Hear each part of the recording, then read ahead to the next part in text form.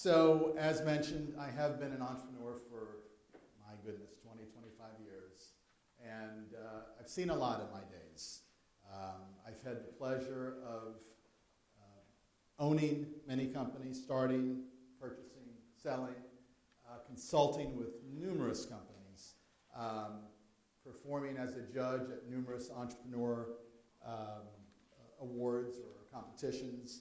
And I've seen so much behind the curtain that most business people don't see, frankly. And I've also spent a fair amount of time here at University of Miami guest lecturing or performing as a judge at the business plan competitions. And I have concerns. We talk about innovation, and I oftentimes ask myself, why is it in the United States that 99% of patents issued never realize commercial value? Why is that? Why do we see technology companies that are launching at an alarming rate? Everyone's excited. They're launching a new technology business, a new app. Vast majority of those fail as well. Why? What's missing? There's something missing. And what I think is happening is, as innovators, as creators, we get excited. We get excited about an idea. And when I lecture here, I talk about being drunk. Innovators often drink their own wine. And if you drink a little too much, you lose your edge. You lose the ability of questioning yourself. So that's something that I would like to challenge going forth. Innovation, again, the world is evolving at such a rapid pace. And more times than not, from my experience, when people create an idea, they do everything in their power to justify how great their idea is. And then, once they're convinced, they go to their immediate circle and they say, look at this idea. What do you think? What do you think they're going to say? It's great. And all of a sudden, you go running along and you focus a lot of time building something that maybe wasn't completely vetted out. Maybe you need to be a little bit more objective. So I'll tell you what I do when I look at a business, and I've looked at literally thousands of businesses. When you buy companies, sell companies, there's a constant deal flow. And every single business plan that I've seen, every time someone has approached me to invest in their company, every time someone has approached me to sell me their business, I've never had a bad news report. Oscar, my business isn't doing so good. Oscar, the projections going forward for the next 5 years, they don't look so good. No, I've never heard that. 20 years. What I do hear is life is perfect, and we're going to make, a gazillion dollars. In fact, a lot of people with ideas, they say, if I just get 1% of my market, we're going to be unbelievably successful. So one of the things I'd like to challenge you today to take from this talk is spend less time being excited. I don't want to stifle your creativity because that is magic. When you have your idea, flick a switch and become your greatest opponent, if you would. Challenge your idea. When I look at a business, I frankly spend 90% of my time looking for reasons not to buy the company, looking for reasons not to innovate, not to create something. I want every reason possible for me to break an idea. I come up to a challenge and I solve it. If I solve the reason why maybe I shouldn't do this business, I move on to the next problem. I solve that, I move on. On and on and on. At some point, if I solved every problem during the analysis stage, then I get excited. Then I say to myself, we got something. We got something. But if you do the opposite, your emotions could get the better of you. And failure is not a bad thing. So I don't want to imply that you shouldn't try because maybe you're going to fail. Fail's good. Fail is healthy. Makes you appreciate the wins. But fail for a reason. Don't fail because you're so emotional up front, like 99% of patent holders. They too must have been missing something. I have a patent. I'll tell you a very quick story. So years back, I was a manufacturer of hurricane shutters. And there was a building code revision that, in a sense, would have made hurricane shutters go away. And that was okay. So that business would have been challenged. And instead, I remember I spent 6 weeks in our factory, and I assembled every piece of odd and end piece of tools and parts and pieces. 6 weeks. I barely ate, drank, showered, or shaved in 6 weeks. But at the end of 6 weeks, we created something amazing. We created basically a new kind of shutter that met the building codes. And yes, it was a tremendous whirlwind for us, an amazing success. We generated tens of millions of dollars because of this invention. So let's talk about that. So great for Oscar that his company now just blew up. But that's another issue. I believe in business and in life, I believe in something called a value wheel. And a value wheel to me means that all the stakeholders need to benefit. So it's great that I made a lot of money. Super. But that invention, what that also did is that enabled very cost-effective hurricane shutters for the public, for the communities at large. That helps save lives and property. So there's a value to them. There's a value to our investors. There's a value to our employees because the company's growing, company is becoming more successful, and there's a sharing of that. Everybody won. Our vendors won because all of a sudden now we're a gigantic company. So win, win, win for everybody. But when you develop something, and typically you might develop something because it's going to create wealth. So I want to talk for a couple seconds about that as well. Someone in this room, I'm not going to point them out, said something about, a little while ago, how can I make $1 billion? I get that question. I get asked by students all the time, hey, how can I become rich? What do I need to do? And I cringe when I hear that. And I appreciate the honesty for the question, but I think it's a little bit misguided. Here's what I mean by that. I'm driven by success. Whatever I do, I want to be successful.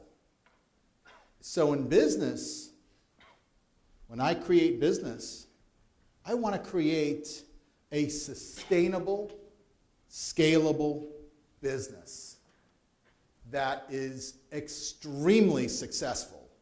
And money is a byproduct, one of the byproducts of success. But in my opinion, in my humble opinion, if money is your motivation, I don't feel very confident that you're going to achieve genuine success.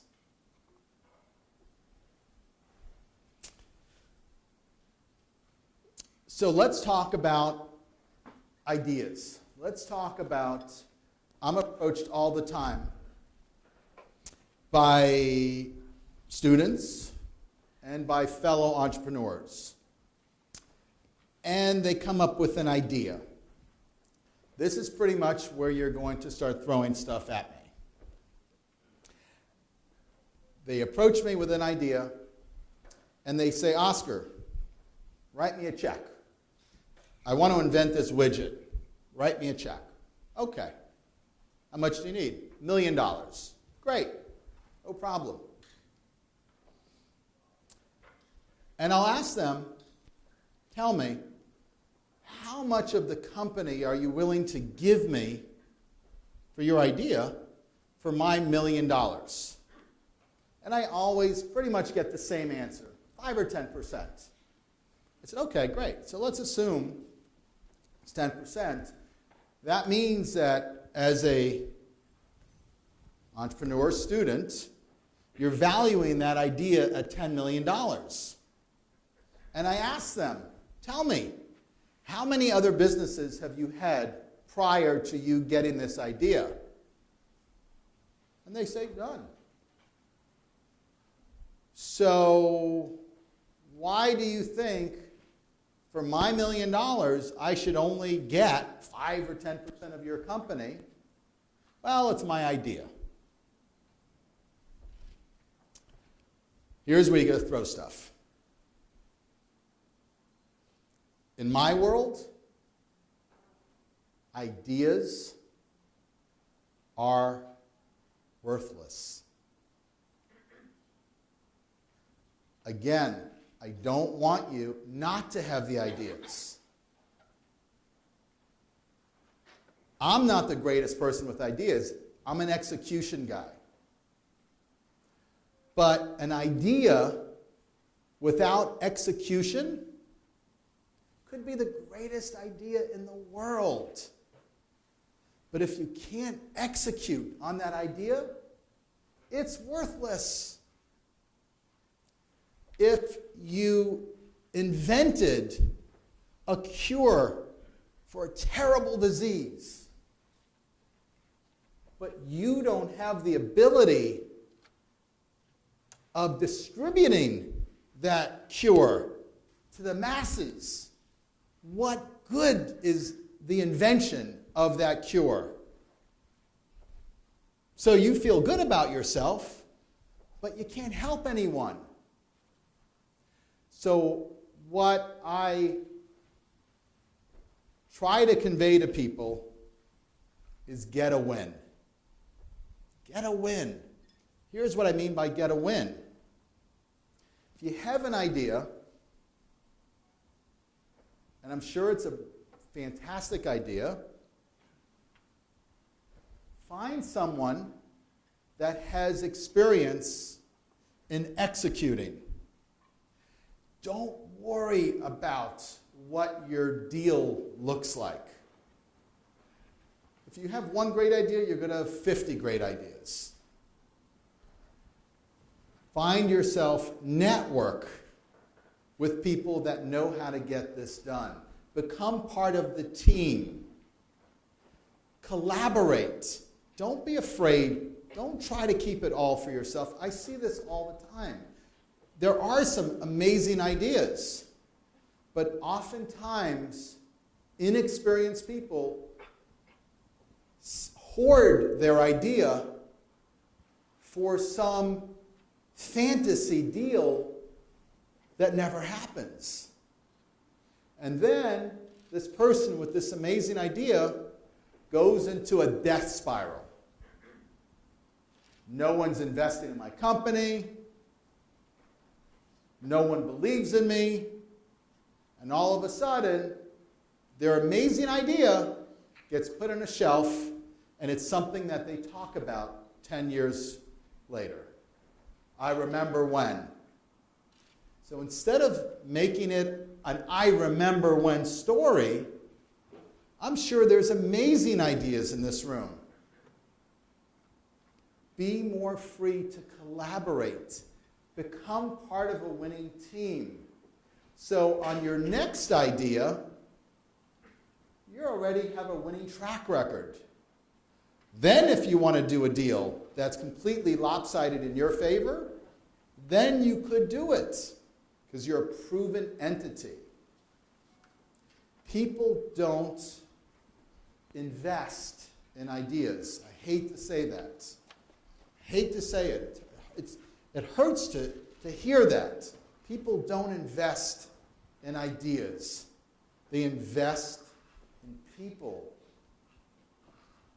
They invest in people that have experience and a track record. And until you have experience and a track record, you've got to get very creative on how to develop your own. You've got to find a way to get that on your resume, get that on your record going forth.